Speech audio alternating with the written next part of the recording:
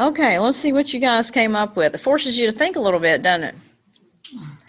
Let's see if we can, somebody on here that's in person would be willing to maybe a couple people tell what they said, and then we'll see if we can get this Google Doc to work. Somebody tell me what you do, what kind of position you're in, and then what were your goals, and tell me a couple things that you thought of.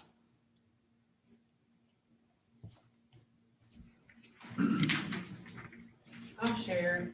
I don't know. Okay, good. The right thing or not, but was what I got from it. Okay. And it's actually going to help me because I'm with the Client Assistance Program. I work with individuals with all disabilities who have cases with both rehab. Okay, do I need to repeat what she's saying?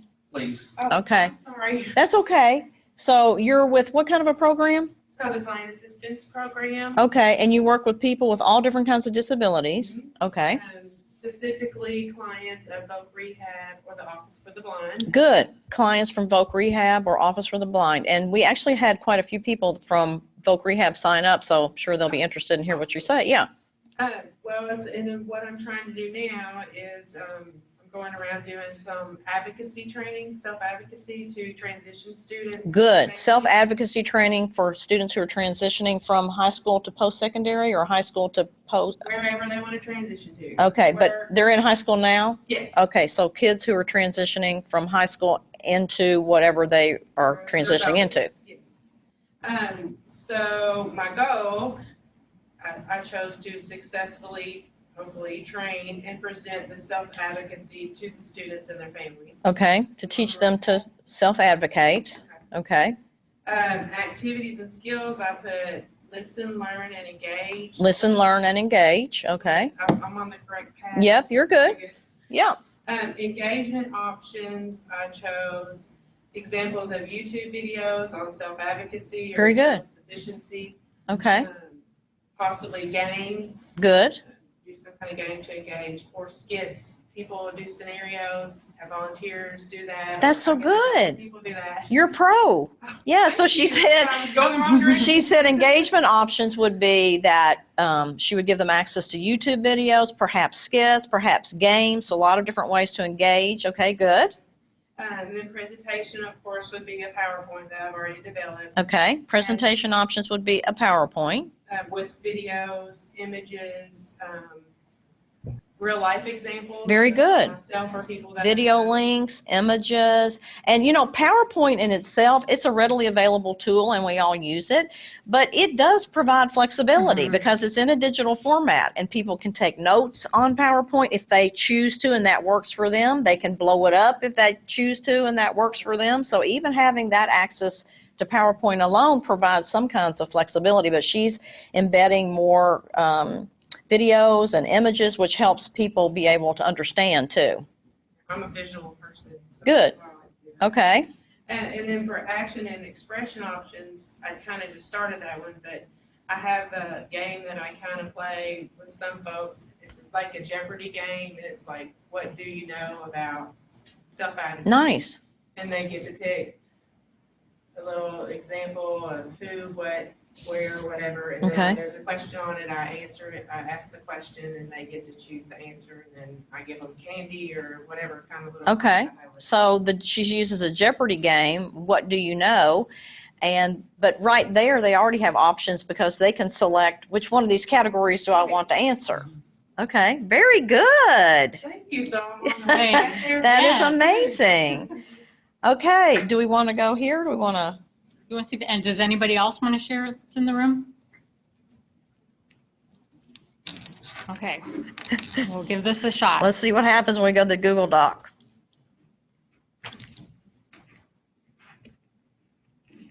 All right. It worked. People filled things in. Good. So actually, the use of a Google Doc is a flexible way to present and to have people show what they know as well. Because if you think about, like, if you're doing a training like this, some people, it's very difficult for them to speak in front of a group. But if they have these kind of options, and it also helps with engagement because it's not just someone standing up there lecturing, they have an option to actively engage. So let's see what we've got here. Okay, though this person says that, and somebody's still typing. Ooh, that's cool. So this is, what is this? I've lost it. Okay, their goal is physical activity. Okay, cool.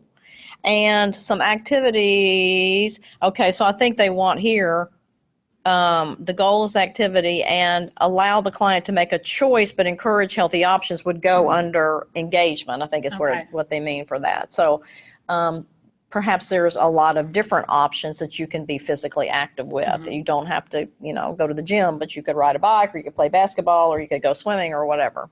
Okay, good. All right, let's see. What else we got here? Complete assessment. Let's see if this goes down anywhere anymore. I made it pretty big. Okay. Oh, man. Okay, whoa. There might be some at the end. I looked, but I don't see any. It's pretty. Okay, let me just go. I can't make it go slow. It wants to go fast. Okay, there we go. All right, so then let's look here. So, the goal is to teach environmental modification? Yes. Okay, and so one of the activities is you have to complete an accessibility assessment of an environment, right? Okay, and so ways that you might engage would be you can do a survey, you can talk to people, and you can go to the environment in person, you can interview somebody, you can do a discussion. And then different kinds of presentations options is pictures, examples, samples, different kinds of layouts, different ways to show that. And then they're still working on the third one, it looks like. Okay, good. Some sort of selection. Yeah. And then, this one looks good. So complete assessment. I'm not sure exactly what they mean by complete assessment. Oh, complete an assessment, I think. Somebody has to complete an assessment. Okay. Okay, they're writing more. Complete an assessment. Okay. And then for engagement, they can choose an audio file or they can choose large print braille. They have tactile graphics, really good. So this is, it looks like around someone that has a visual impairment or blind. They have tactile graphics available. And then for ways to express, they can have cards to answer, they can have answer sheets, they can have braille writers. Great. Awesome, you all. I really like how I can watch people type too. That's fun. Okay, very good. So you kind of get the idea. And it's not as hard as, when I think when you have it sort of in this format, it makes it easier for you to think about some flexible ways that you could do that. And we will edit that Google Doc. If there's some down towards the end, I'll bring them up towards the top, and you guys will have that URL in the handout. So you can refer back to that, the different examples, if you want to get more ideas after the seminar today. Does anybody have any questions at this point? Yeah, you want to pause for a minute and take questions, or people want to have discussion around any item so far?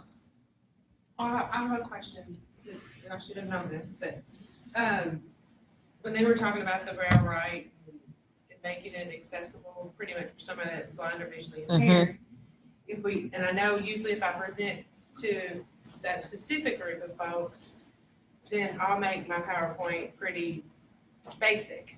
There's no pictures, there's no YouTube videos, unless they have all the other things to make them accessible. But most of the time it's just the white background with the black writing.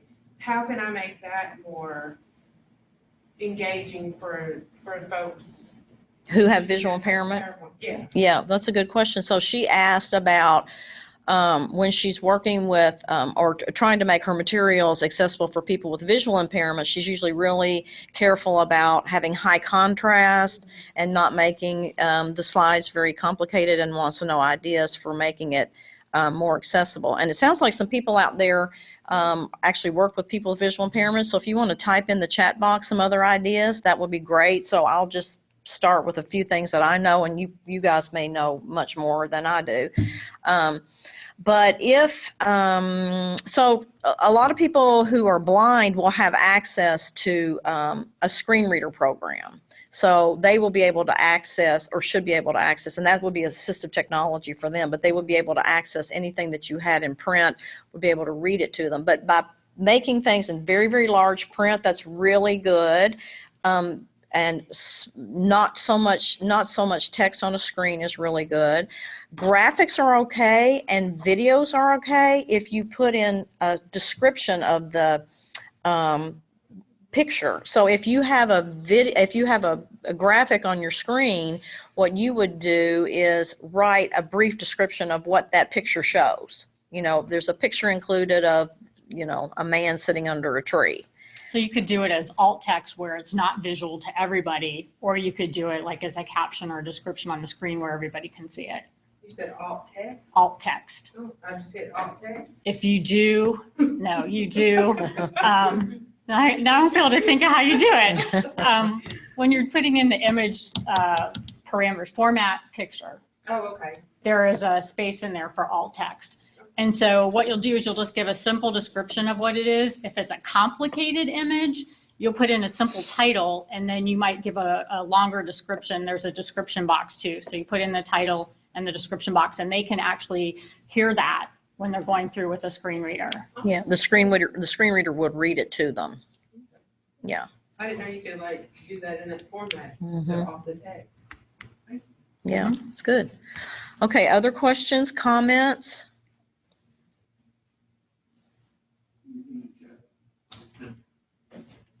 Quiet group.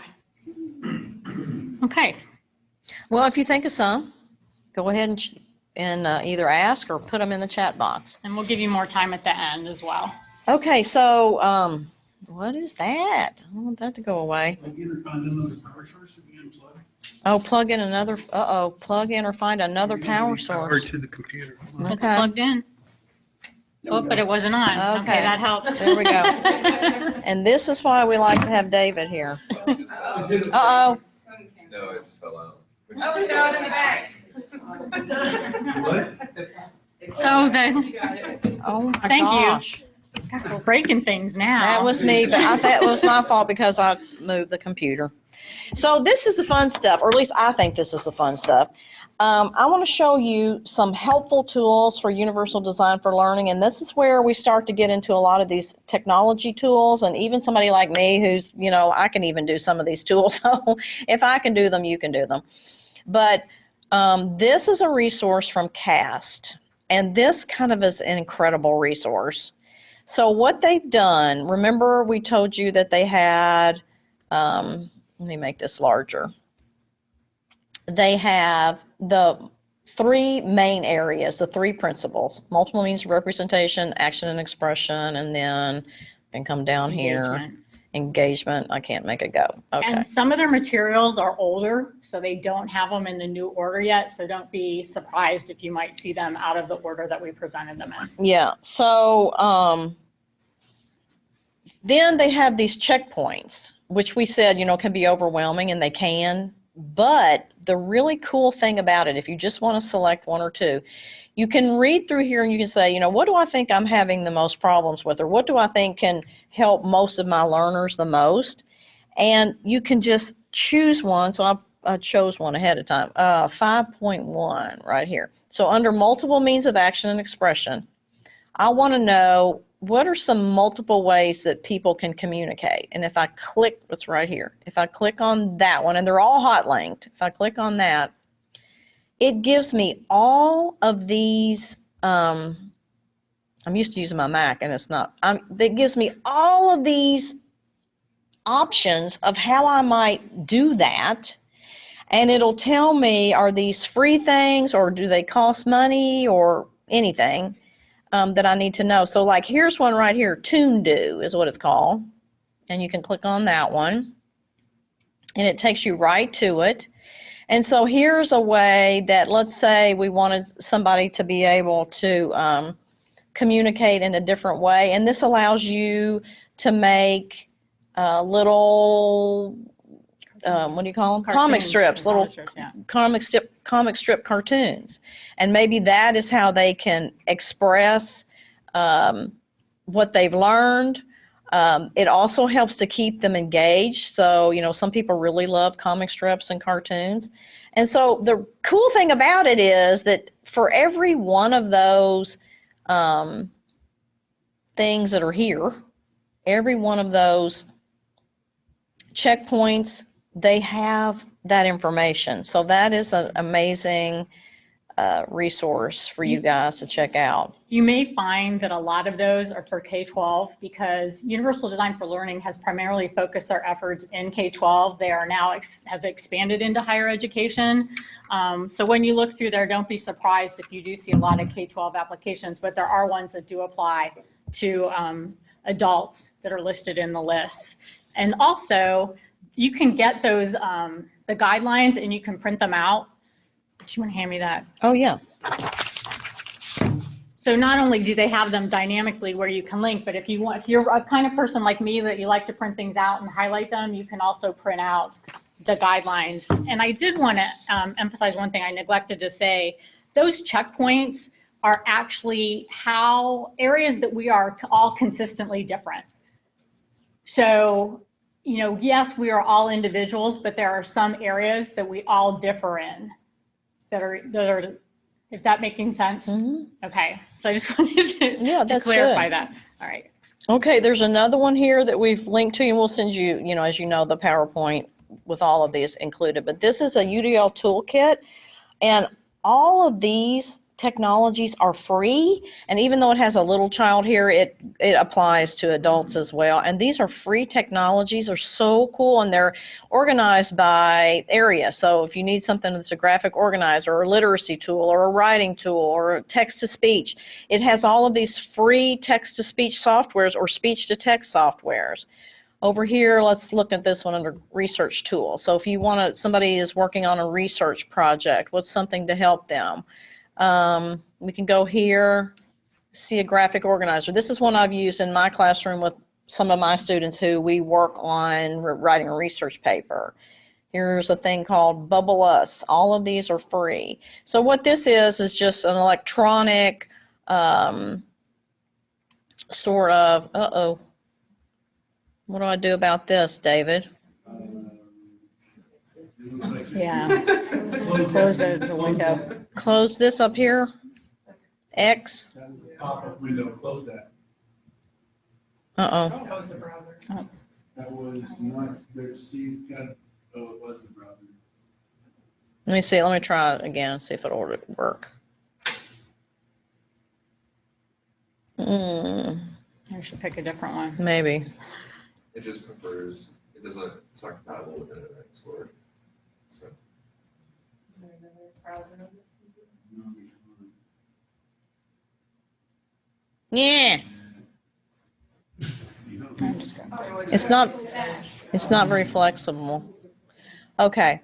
This one, let's see if this one will do it.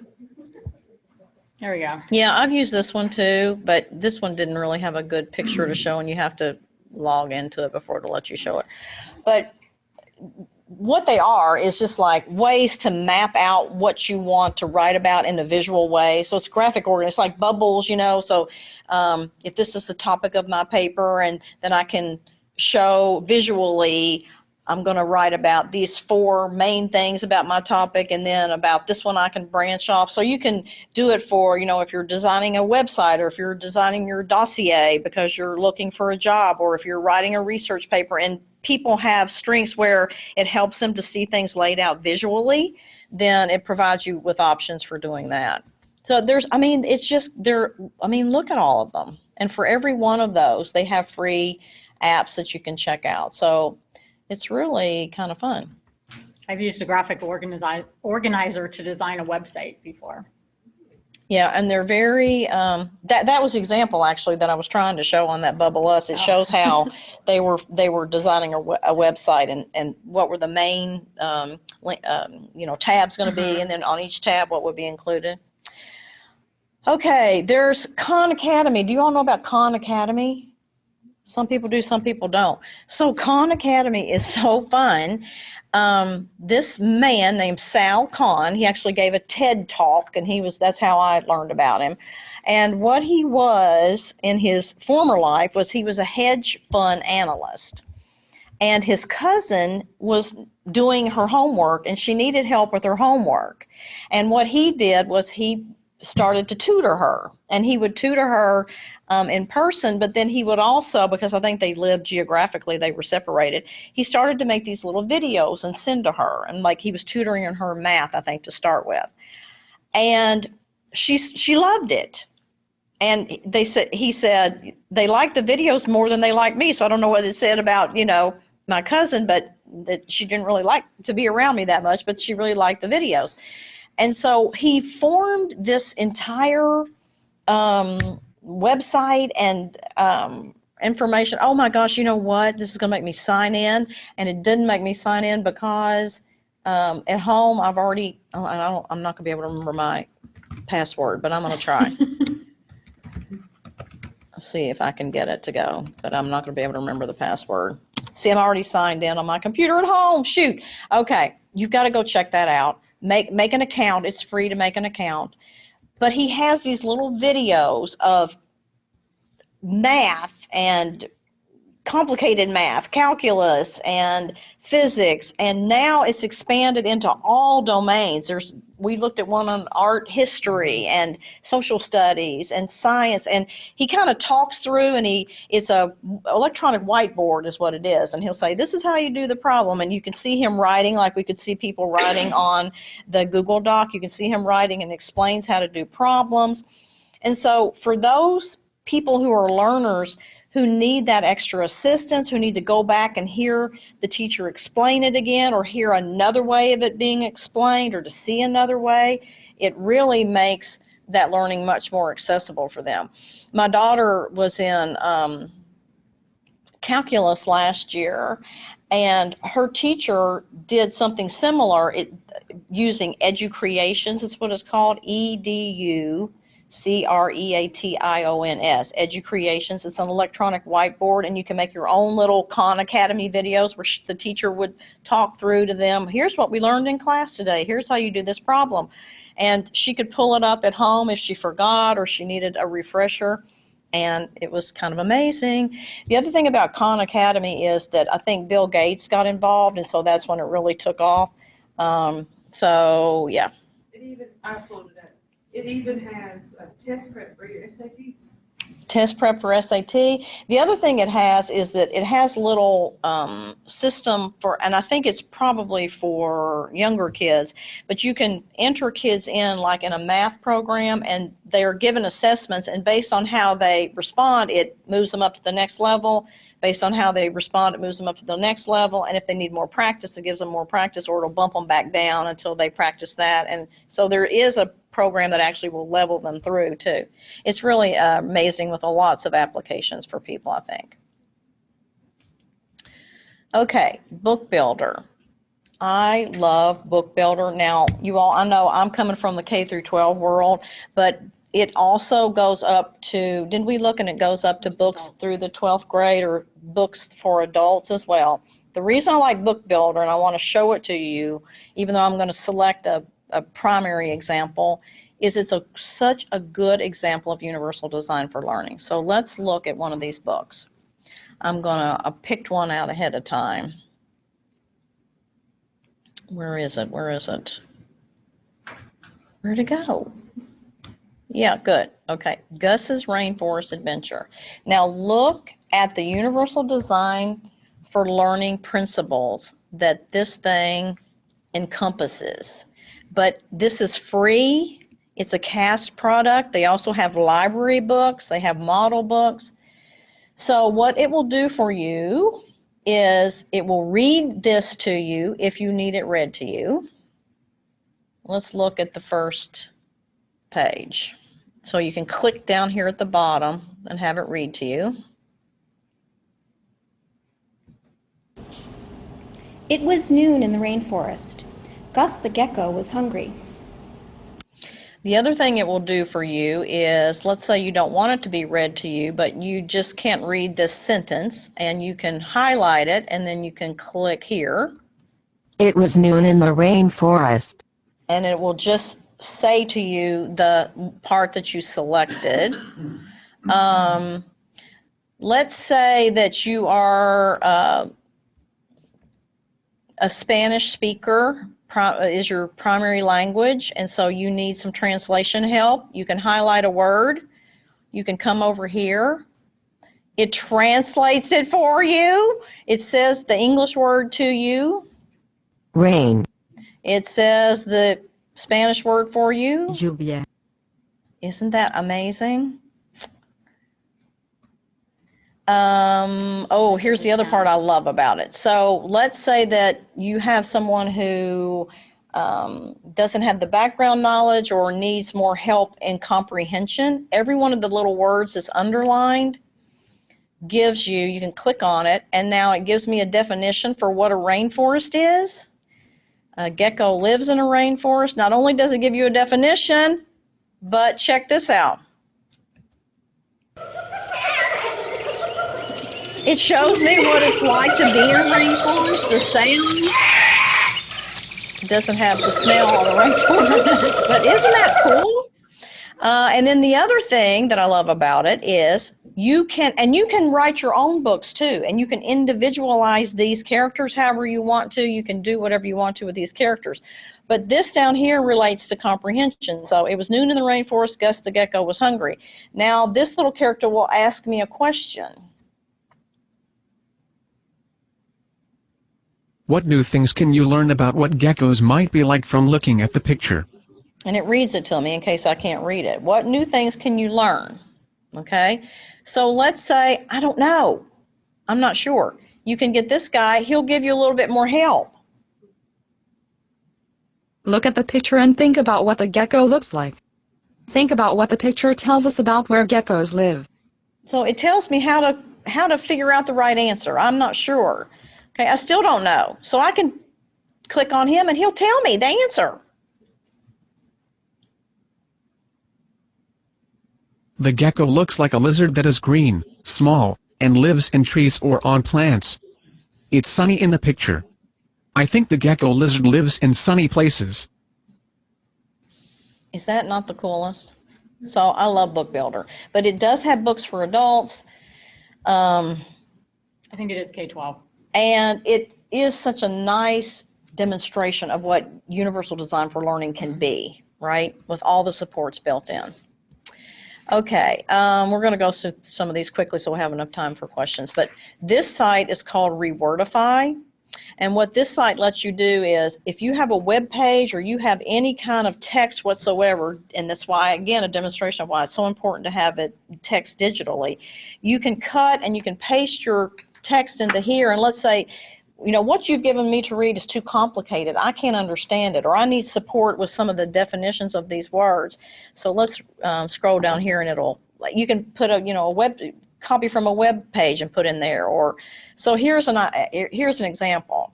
So this was the original text. His elder daughter's nephritis was comorbid with chronic hypertension and sciatic neuropathy. Well, I don't know what that means. I'm unsure. So you copy and you tell it to rewordify, and it presents a less complex text. His older daughter's kidney disease was a disease that happens along with long-lasting high blood pressure and a leg nerve related to the disease. So it gives you a much, much easier way. I may need this for myself. A much easier way to understand, some text that you're trying to read and you think, I need this in a less complicated way. Say again? Will it assess for reading level? I'm not sure if it does or not, but I think you can tell it what level you need, perhaps. Then there's Poll Everywhere, which we did kind of a demonstration of today, and that allows people, it helps people be engaged. It allows other ways for people to express what they know. There is a free app called Padlet, which is really interesting, and it pulls up sort of a blank board, and you send your students or people you're working with, you send them a URL, and they go to this URL and they can contribute, and their answer will come up on the board. So people who are shy and don't like to present in front of a group can respond. You can have more than one person responding. It keeps them engaged. Really cool. Google Docs, same idea. Drag and Dictate. You all know about Drag and Dictate? Yeah, a lot of people do. So Drag and Dictate is free on the iPad now. It's really good and robust, and it's a speech-to-text feature, which you can get on there, and if you have problems writing or getting your thoughts in written format, you can speak your thoughts, and it will write and text what you said. If you have difficulty with handwriting and you're unable to handwrite, then it can do that for you. Having the classes recorded, so I know that at the University of Kentucky now, many of our classes are recorded, and it's just having the ability for people to go back and listen if they need to. I have English language learners in my class, and they use this feature all the time because they like to go back and listen again, because it's harder for them to sometimes get it the first time. Or if people don't understand the first time, they can go back and they can listen, they can get clarification. So it all helps really with comprehension. And then University of Kentucky has now access to Read Write Gold. We have a site license, campus site license of Read and Write Gold at UK, and it is actually a universally designed application that is a customizable toolbar. So you can make the toolbar look any way you want it to look. The tools that you use most often can be pulled into one toolbar, and you can hide the ones that you don't use. It works with internet browsers and common applications like Microsoft Word. And the tools that it contains support reading, writing, research, and study skills. And as you can see, this is an example of what the toolbar looks like. There is one tool on it called SpeechMaker, where you can take digital text and convert it to an MP3 file. So if a student's taking notes in class or taking notes in a meeting and needs to hear those at another time to prepare for maybe an exam or a presentation or something, they can actually listen to their notes as they're walking, like a student could listen to them walking to class or driving. It also has text to speech. So if you have a Word document or you're reading on the internet, it can read out loud to you. It also has something called PDF Aloud. So you can have PDF documents read to you as well. And if you have PDF documents, you can make them more accessible by converting them into Word documents using this tool. It has a graphic organizer or mind map tool within it. So it's got all these different tools, which, you know, we were showing you some other ones, but you have them all in one place when you've got Read and Write Gold. And it helps you with research. It helps you organize your research. You can put articles into different folders, and it can take you back to where you found the original information, because you'll put a link in there. It works with the UK library search. I can't think of the word I want. Yeah, the databases. Databases, yes. And it will actually create a bibliography for you in Microsoft Word. You just click on the articles that you want it to create in the bibliography for, and it does it for you. It's not perfect in every respect, but it's a lot easier than trying to type that information in on your own. It also, on the PC side, it does have speech to text, not as robust as Dragon, but it is an option for some students that might not need something as robust as Dragon. And for the Mac, it runs about $145. So it's not that ridiculously expensive for someone to go out and buy it with all of the things that it will provide for you. Yeah, but for people, students or faculty at University of Kentucky, it's a free license for, I mean, it's free for them, right? Students, faculty, and staff, you just go to download.uky.edu, use your link blue, and you've got access to it. Awesome. It's for both PC and Mac. Good. And we have a couple of pages of resources or slides of resources. This is a book on universal design for learning that's created by David Rose and a woman named Ann Meyer and David Gordon. David Rose is a gentleman who I talked about earlier that's one of the founding fathers of UDL. You can purchase this book, but you can also go to the link on the slide, and you just have to create a login, and you can have access to the digital version for free. And the digital version does change. People add things to it over time, so it's a more up-to-date version than the print version. It's kind of interesting too, because they've universally designed the book, so it has lots of links to videos and things like that. They refer to it as a digital river. Yeah. Because of all the different routes that you can take. Okay. I'm not going to go through all of these resources because you will have them in the PowerPoint, because we want to make sure we have time to answer questions. So does anybody have any questions? Questions or comments?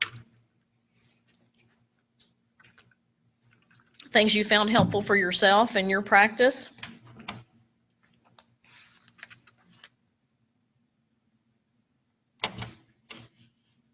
While we're waiting for somebody to type in, I just wanted to go back and remind you all, don't feel like you have to do a lot of different things. Just start in one place. If you do one thing, you're making a step in the right direction.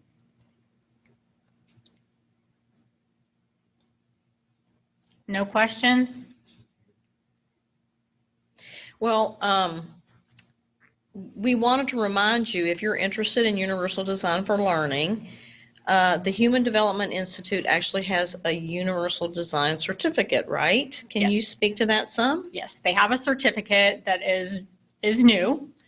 There are 4 classes that you need to take to get the certificate. And the first class is going to be offered in the spring. I believe it's HDI 350. And it's universal design, and it will also have some components in it about universal design for learning. And there is a flyer in the Dropbox that you can access that gives you more information about it, and a link where you can get more information. Anything else?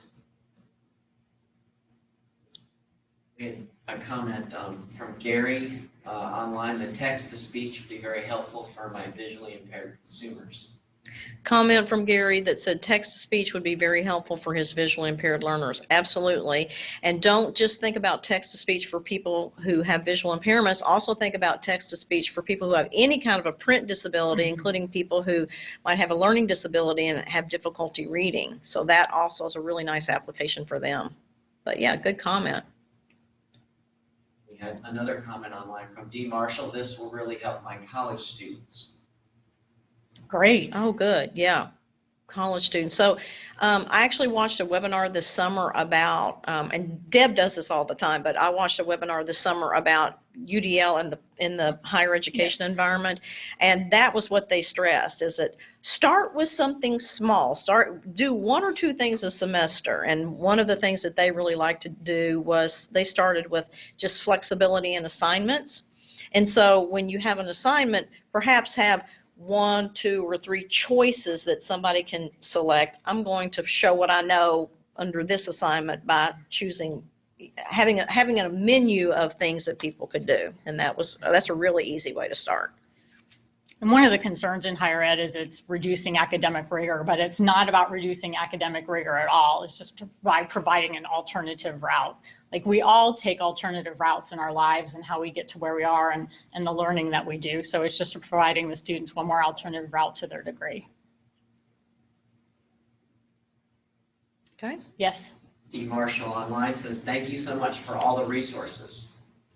Yeah. You are welcome. Yeah. Yeah. Thank you all for spending a Friday afternoon with us. If you have any questions after we leave today, we've given you both of our email addresses. Feel free to email us and we will answer your questions, get back to you. Thank you all.